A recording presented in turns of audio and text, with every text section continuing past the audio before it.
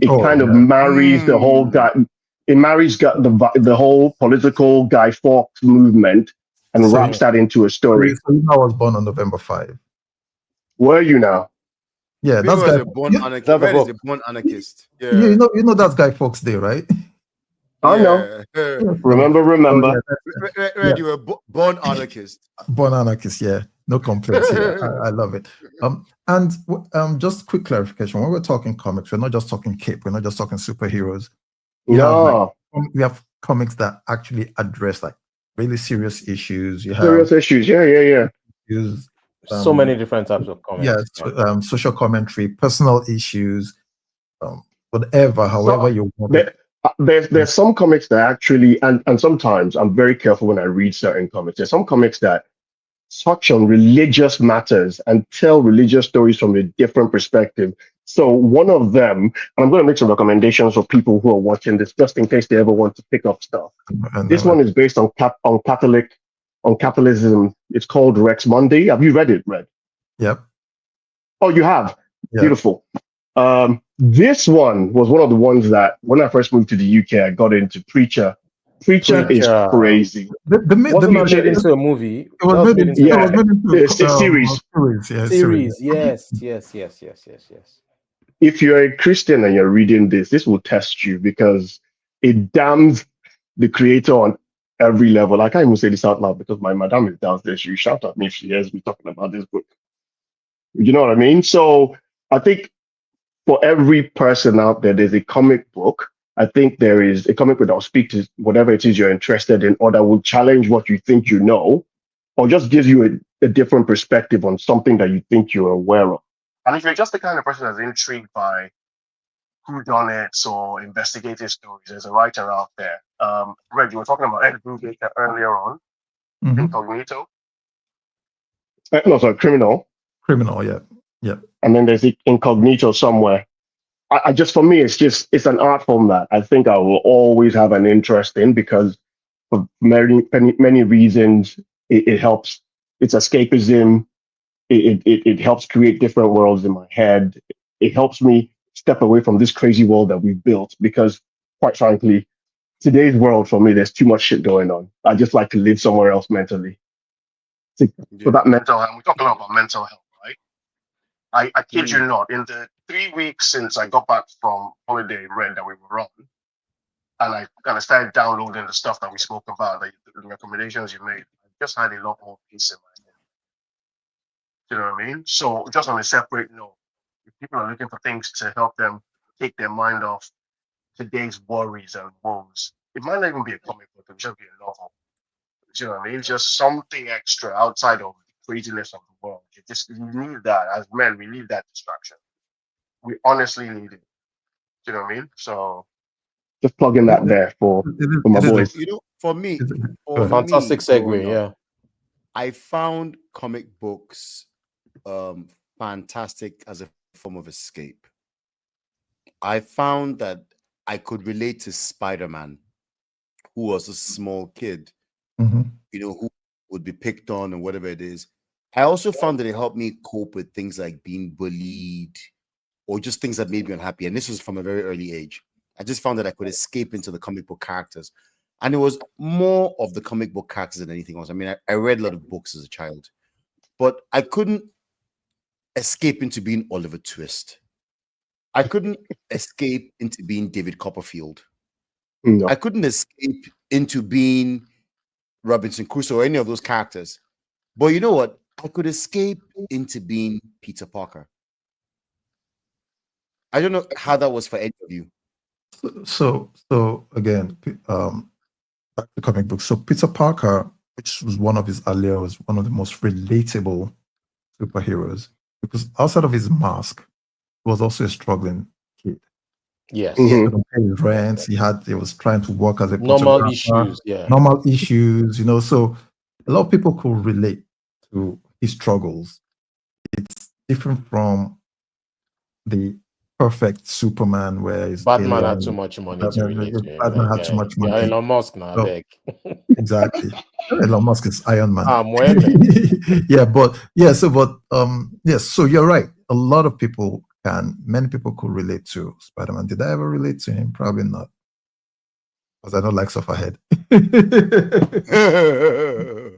You know who I could relate to? It was the Incredible Hulk, because I think I was always an angry kid.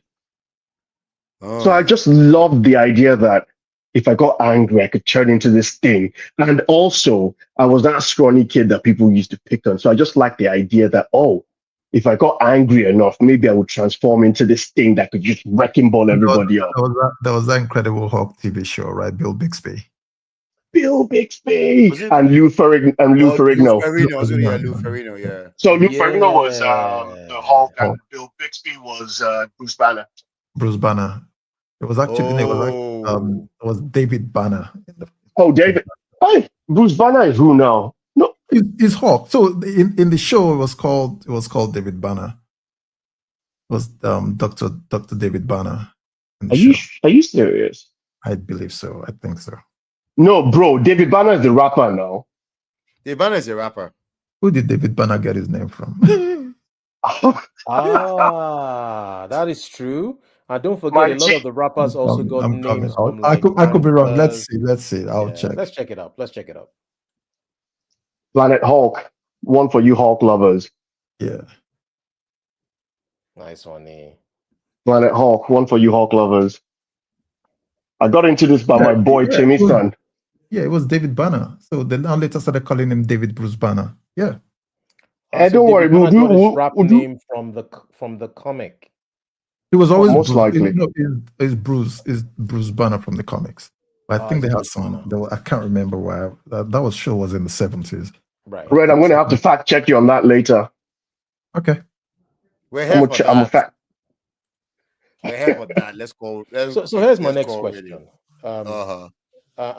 And Red, you sort of like alluded to that. So actually, Niyi, you alluded to that earlier when you're talking about real life situations where you face a certain thing and you would go back and like, okay. So my question is, have you faced a series of real life situations where you thought, what would this comic character do in this particular situation? And did that help you? Like maybe not consciously. It could be an unconscious thing, because if you guys sound as if you guys are into it, man. So the easiest way I can answer this question is coming up. The easiest way to answer this question is I channel Superman, because he's ever a pacifist and I am always a pacifist. Like I always look to diffuse a situation. So he would rather talk a meteorite out of destroying the earth than laser it or punch it or whatever.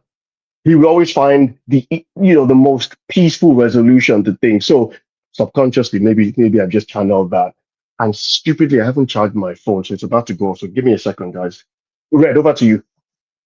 The one person I would have loved to channel, I can't channel him. That's the Punisher, because I'm not a pacifist. Oh, the Punisher. Yeah, I would have my. I am Maximus. I will have my revenge in this life or next. I don't care. Wow. Red, I woke up this morning and I almost sent you a message. I woke up this morning and I had some very dark thoughts. And but that's the line that you had dark thoughts and you thought about me. Yeah. Can you guys hear about that? But the thought that came to my mind, I'm listening. The line that came to my mind was, I was going to say to you, Bimbo, to hell with this Christianity. I will have my revenge in this life and in the next life. And it was that you know what? Not all, but it was that process. To hell with this Christianity as approaching and turning the next. See, your listeners will be wondering why, when you have dark thoughts, it's Bimbo you're thinking about already. You're thinking about. Well, you already outed yourself now. You said you're the Punisher. So if I said I don't channel, I said that's who I would have loved to channel. I don't channel. And so my point is that's who you relate to, not Peter Parker, not any of the benign characters. In fact, you rejected Peter Parker. You rejected. You rejected him completely. No. I would be the Punisher. I'd be the Incredible Hulk without Bruce Banner. I'd just be the Hulk. Like I'll just be there, just destroying things. I'll Godzilla it. I'll just Godzilla everybody, man. I'll buy everybody, man. Sorry, did I speak aloud? No, we heard you. We heard you loud and clear. I'll pull a Thanos on my enemies, just like Pin it. Yeah, sorry. Yeah. Niyi, are you back now? He's back. I have to change the subject from my thoughts of destroyed universe. Sorry. I think he's frozen. Oh, I think he's frozen. Okay, it's frozen. Yeah, I think he said I was trying to charge. I froze him with my negative thoughts. But Redd, yes, in today's world, given everything that's gone on today, how relevant do you find? I mean, okay, look, we're getting older or whatever it is. How relevant do you still find? Do you find comics today? So okay, yeah. So I still do. So I don't. Apart from the shows, the comics that they ask Niyi when it comes back, the comics are recommended to him. They're not even Marvel or DC anymore. So things like this Lazarus, I'll read that. Caliban, I'll read that. So I'm more into Image is owner creator. So you can, whatever idea you have, you take it to them. Then based on sales, and you guys have an agreement. So I still find a lot of those indie type stories very, very relevant. They will take on concepts that the big houses, because of where they are and who they are, will not be willing to touch. They don't necessarily have to be politically correct, and they don't necessarily have to be intentionally offensive either. But they can tell their stories without strong arming. Because I mean, there will be things you can't do with Superman. There'll be things you can't do with Spider-Man. There'll be oversights like Spider-Man, Bao. No, that's not who he is. Superman. Look at what you said about Superman snapping this guy's. Oh yeah, that was a legitimate. And that was issue major. For people. That Yeah, was, for people. that Yeah, was major. Major. Yeah, because they were like across the line. So I still read, but I am bigger now on those type stories. Image is one of the comic book houses I read a lot more now. So Redd, another question. So over the decades, you started as a young boy, got into comics, fascination. You're a grown man now. Which character? Because you have a wealth of experience reading different types of comics. Which character would you say, despite everything you've said about them sticking to business value and wanting to extract as much as money, and it being a business first before the artistic side, which character would you say has evolved the most, like from when you're a child, and which would you say has stayed as close as possible to their original identity? That's a tough question. I have to take a rain check on that one, because no, I'm being honest, because if I come up with something, I will realize I've missed something. I mean, I think that requires like a lot of thought. A whole thought. I know Tony Stark as Iron Man evolved from being a drunk and pulling himself from the brink. Superman. There's a Superman arc where I feel he was really good as Kingdom Come, but now you pulled evolving and evolution in the story. I can't come up with some of those, because it's a lot. It's you're talking most of them evolved. Yeah, it's a lot. Yeah, most of them evolved, but you're talking. Yes. I have to pick one. That's a tough one. That's a very, very tough question. If you ask me who's my favorite, that would be so easy. What is your favorite? That has also changed over time. It used to be Thor for the longest time, but I think I evolved to Black Panther even before the movies. So I evolved to Black Panther. Were you excited about the Black Panther movie when it came out? And did it meet your expectations? Yes and no. So again, seeing him on screen for the first time, absolutely great. Watching the movie, the action set pieces, I mean, you become very critical, right? So that's a personal thing. But yeah, it's still. I loved it. I love the movies. I mean, the whole Wakanda Forever. Yeah, same here. Same here. Same here. Yeah. I loved. I think the Black Panther comic books, in terms of impact, I think from the side of us as people of color, I thought that the Black Panther comic books were earth-shattering in how they gave a generation of people. I mean, there were very few Black superheroes, right? But to have a whole universe set around this continent where Black people were not, they were not just second or third class citizens. They actually led the world in so many ways. I thought Black Panther was monumental in its impact. It was absolutely, no question. It was. And it couldn't have come at a better time. Yeah. There were other Black, but none had a lot of street level Black heroes like Power Man, who fought street thugs with iron fists. But no, on that scale, who like regal looking, intelligent, like rich if you want to count his money, and super smart. Technology. Which, yeah, so there was no. I know some people really didn't like him because they felt it was a knockoff of Batman. Sorry, guys, what are we talking about? A Black Panther. Okay. So my Uber awaits. I have to leave. He has to go and put in a shift. Yeah, I have to put in my shift. Parenting in the 21st century, you're gonna drive your kids around. Redd, we'll have to do a part 2 of this because I think there's too many things that we can explore. We can absolutely. We freestyle this. I think we can do a part 2 and break it down into segments, like ask like specific. Part 2. I feel like this thing can go on. I feel like we could shoot 10 hours on this content. I can get to somebody that will talk comics forever. Vera. Yeah. Vera. No, we're going to bring Vera on this show at some point. It's part of this Redd, just around the question Yemi asked about how do you relate some of these things in real life. So you were saying something.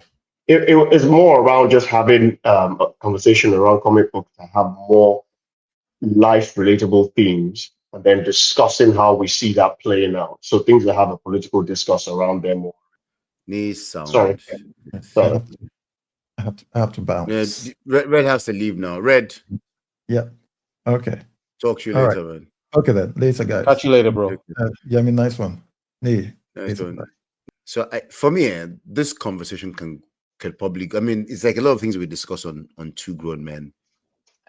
I have so much fun with these recordings that I could be here for the next 3-4 hours just talking about it, and like hearing you and Redd's passion for this thing.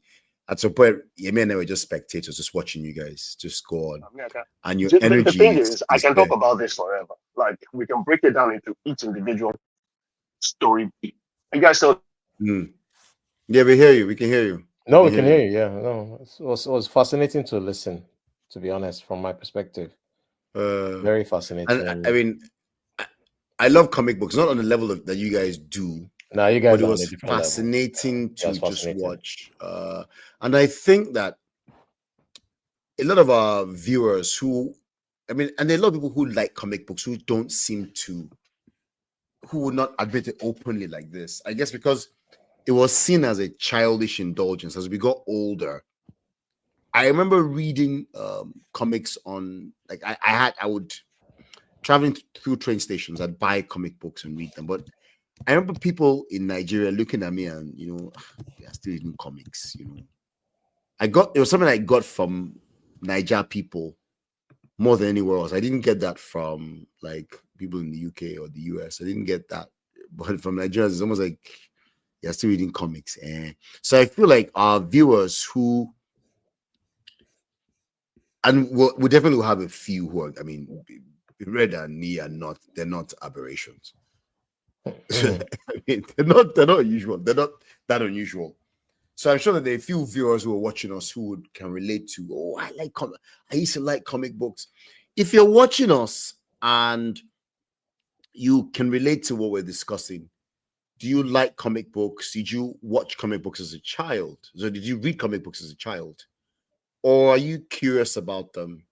You know something, this would be a good time to pick them up. If you haven't read if like us, you're in your middle ages, and if you, like a lot of people, you haven't opened a comic book in years or a while, yeah, it would be a good time to pick one up. You know, they've moved on, the game has moved on, but beyond that, even if it's just for the nostalgia value, and you never knew, you just might enjoy it. I still read comic books on my iPad, and when I do, a lot of time they're old comic books, you know, but I get excited about them. You know, like I get excited. Digital comics. Yeah, digital comics, you know. I get excited.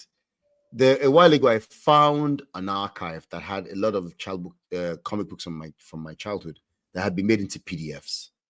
Wow. And the X-Men, I still haven't read half of those comics. And this was more than a decade ago. Wow. But I'm still making my way through them, you know. But they're on my iPad. And I think there's something to be said for like having them at hand physically. But okay, at least it's better than having nothing. So if you're watching us, it's okay to love comic books. So it's okay to love them. Absolutely okay. It's okay 100%. to read them. And maybe you want to introduce your children to them. Why not? And if you want to be part of this show, if you, like us, you like comic books and you want to talk about them, by all means, come and be a part of this show. Come and join us on Two Grown Men. Our series is, we're talking about our passions. So send us an email. We're twogrownmen@gmail.com. We're Two Grown Men on TikTok. We're Two Grown Men on Instagram, Two Grown Men on Twitter X. And we're going through a series right now where we're discussing our passions. We're just discussing things that bring us joy. We've spoken to LD about a bunch of things. We're on this show now with our friends Niyi and Redd, and we're discussing comic books. And once Niyi gets back, we're going to be discussing his other passions. I just hope he gets back soon. We're going to be discussing his other passions that one or two people might relate to. But in the meantime, if you like this video, please give us a like, give us a thumbs up, smash that like button, subscribe to our channel by all means, send us a comment, let us know how you think about this series, and perhaps you have a passion of your own that you want to share with us. You want to be on this show. We'd like to hear from you. Let us know, please. And just to add to that, what's your favorite comic? So if you've been inspired by this episode, put your favorite comic in the comment section. And why it's your favorite comic, and whether you prefer the current version of the comic, or you are old school and you still prefer when you first got in contact with those comics. Let us know. It's part of the series. Follow your passion. Continue to follow your passion, because it's such a healthy thing to do. Yeah. As middle-aged men with all this seriousness and everything we're dealing with, but I mean, do you have a comic book story of your own? Do you have a? I think I kind of like shared it earlier, but yeah, I think Tintin. I used to go to Ikoyi Club, the Ikoyi Club library, so I'd go for books. So they had the comic section and then the book section. So the book section, all the famous 5 books, but I would borrow like Tintin, some of the Marvel. I wasn't really a DC guy or a Marvel guy. So anyone I got, I read them. Bino sometimes for the comedy reliefs, the Roy of the Rovers, like I mentioned earlier, for football. But as I grew older, it kind of like waned. My love for comics kind of like waned as I grew older. But I still watch the odd superhero film, from time to time. And when I watch them, nostalgia comes back. Like I remember, and I'm like, oh wow, I remember this when I was younger. So yeah, comics, definitely. As a young boy, I definitely did. That's awesome. That's awesome. of the comic book adaptations, the movies, which one did you enjoy the most? Probably X-Men. I love X-Men. Xavier, the 2002. It was just incredible what I was just watching. X-Men, the guy with the wheelchair just controlling the world, and I'm just like, this is just brilliant. Welcome, Niyi.